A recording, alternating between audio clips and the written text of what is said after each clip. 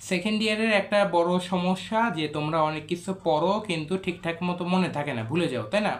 তো এই সমস্যাটা না আসলে তোমাদের আগের ব্যাচ যারা ছিল আমাদের ক্ষেত্রে হয়েছে, এই সমস্যাটা কমন, হ্যাঁ, যে অনেক কিছু পড়ি কিন্তু ভুলে যাই। তো এটার সমস্যার প্রথমত আমি যদি বলি যে কেন হয় আর কি, হ্যাঁ।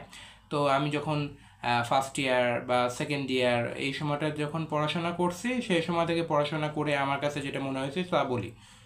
প্রথমত যে যখন মনে করো তুমি নতুন করে কোনো কিছু একটা পড়বা, হ্যাঁ, মনে করো কথার কথা আমি তোমাকে যদি বলি যে তুমি কোষ বিভাজন যে চ্যাপ্টারটা আছে সেই চ্যাপ্টারটা তুমি পড়বা, তো তুমি যখন প্রথমত মাইটোসিস, তারপরে মিওসিস, তারপরে তোমার ওই যে বিভাজনের কারণ, তারপরে তোমার হলো এক্সট্রা যে স্টেপগুলো আছে, ঠিক আছে, মেয়োসিস 2, মিওসিস 1, এগুলো যখন পড়বা, তারপরে ক্রসিং ওভার, এগুলো মনে করো প্রথমে তুমি একেবারে ফার্স্ট টাইম একবার পড়লা কোনো একটা চ্যাপ্টার জীবনে, ওই চ্যাপ্টারটা মনে করো জীবনে প্রথমবার খুলে তুমি পড়লা।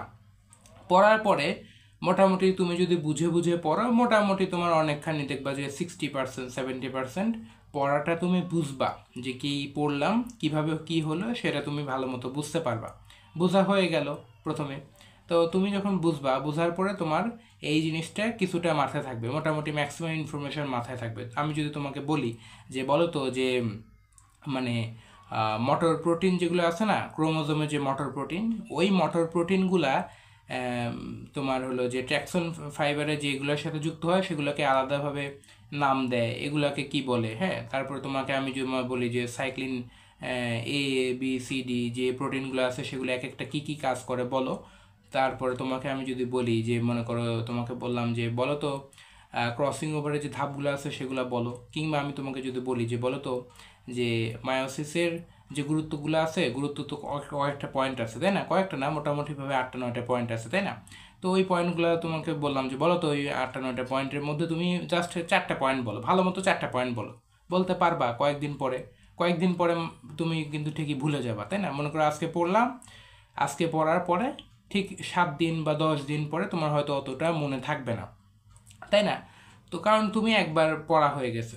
তো এটা খুবই নর্মাল, ভুলে যাবা, এটা আমরাও ভুলে গেছি, আমাদের আগের ব্যাচের যারা ভাইয়া আপুরা ছিল তাদের কাছ থেকেও আমি শুনছি, তারাও ভুলে যেত, এটা হিউম্যান নেচার এবং এটা নর্মাল একটা ব্যাপার, এটা নিয়ে অত বেশি পরিমাণে ঘাবড়ানোর কিছু নেই।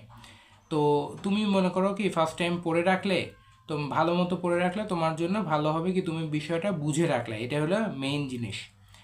এরপরে তোমাকে যেটা করতে হবে সেটা হলো রিভিশন দিতে হবে, বুঝছো। তুমি যদি রিভিশন দাও এবং প্র্যাকটিস করো, তাহলে দেখবা কি যে পড়াটা তুমি বুঝে বুঝে থিওরিটা ভালো মতো পড়ছো, সেইটা যখন তুমি পরবর্তীতে রিভিশন দিবা বা প্র্যাকটিস করবা, হ্যাঁ, রিভিশন দিবা বা প্র্যাকটিস করবা, তখন দেখবা এই জিনিসটা ভালো মতো মনে পড়ে যাবে।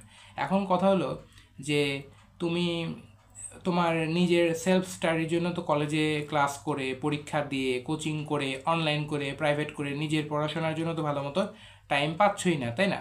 তাহলে রিভিশন দিবা কখন, বা প্র্যাকটিসের জন্য তো টাইম কম পাচ্ছ, তাই না। তো এই জন্য তোমাকে ডিস্ট্র্যাকশন কমায় দিতে হবে, মোবাইল ফোন, সোশ্যাল মিডিয়া যেগুলো ইউজ করো, অপ্রয়োজনীয় ব্যবহার কমায় দিতে হবে, যতটুকু তোমার পড়ার জন্য প্রয়োজন কিংবা হয়তো বেসিক কিছু নিউজ জানার জন্য প্রয়োজন, অতটুকু ব্যবহার করেই তোমাকে অন্য দিকে, তো অর্থাৎ তোমার পড়াশোনার দিকে ফোকাস করতে হবে আর কি, ঠিক আছে।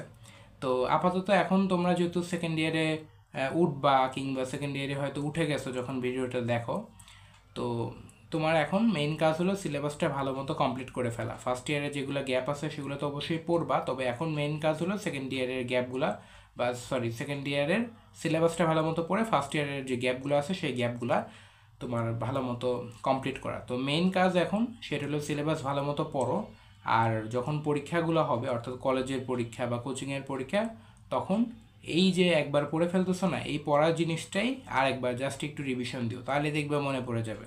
এটা খুবই সিম্পল জিনিস, এটা নিয়ে অত ঘাবড়ানোর কিছু নাই, জাস্ট একবার পড়া হয়ে গেলে পরে আরেকবার রিভিশন দিও। আর এইভাবে যদি এই প্র্যাকটিসটা যদি চলমান রাখো, ইনশাল্লাহ তোমার এই যে সমস্যা যে ভুলে যাও এটা কেটে যাবে, হ্যাঁ। মূল কথা দ্বিতীয়বার পড়লেই তোমার এই ভোলা রোগ যা আছে না, হ্যাঁ, এই ভোলা রোগ কেটে যাবে আর কি।